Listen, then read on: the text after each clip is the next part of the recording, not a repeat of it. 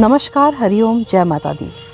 आज मैं बताने वाली हूँ, आप सभी के तमाम प्रश्न थे तो उसी प्रश्नों का उत्तर आज मैं देना चाह रही हूँ। बल्कि ये जो उपाय मैं बताने वाली हूँ, यदि आप नवरात्रि से स्टार्ट करें, शुरू करें और उसके बाद तक चलता रहे तो शायद ज़्यादा ही इसका आपको बेनिफिट्स मिलेगा।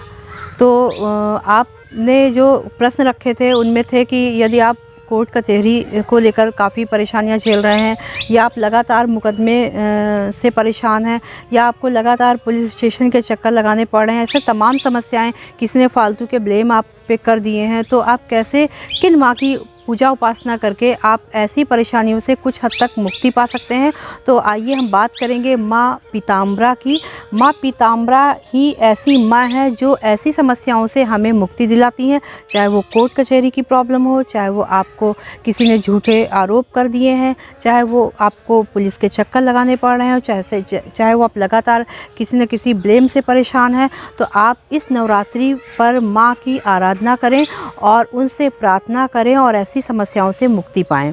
आपको सिर्फ इतना करना है कि नवरात्रि के पर्व पर आप लगातार 9 दिन माँ पीताम्बरा का यानी माँ बगलामुखी का ध्यान करके बेसन से बनी कोई भी मिठाई दुर्गा माँ के सामने आप पीला फूल चढ़ा के माँ का भोग लगाएं, माँ पीताम्बरा का ध्यान करें और बगलामुखी चालीसा का पाठ करें।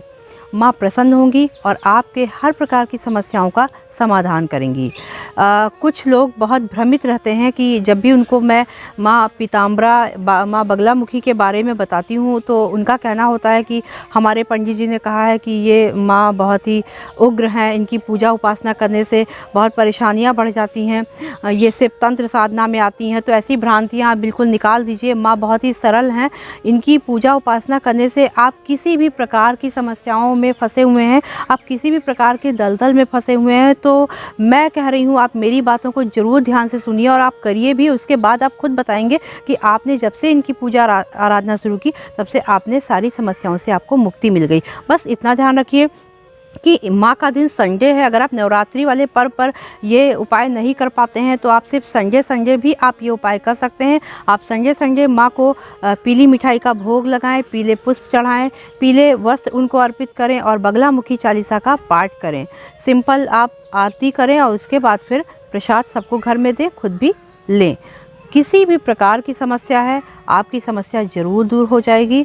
और जब भी आप माँ का ध्यान करें तो ये ध्यान करें कि माँ ने पीले वस्त्र पहन रखे हैं, उनके सामने पीले ही फूल हैं, पीली ही माला उन्होंने पहन रखी है। अगर आपको माँ की तस्वीर नहीं मिलती है तो आप माँ दुर्गा की तस्वीर के सामने इनकी पूजा आराधना कर सकते हैं।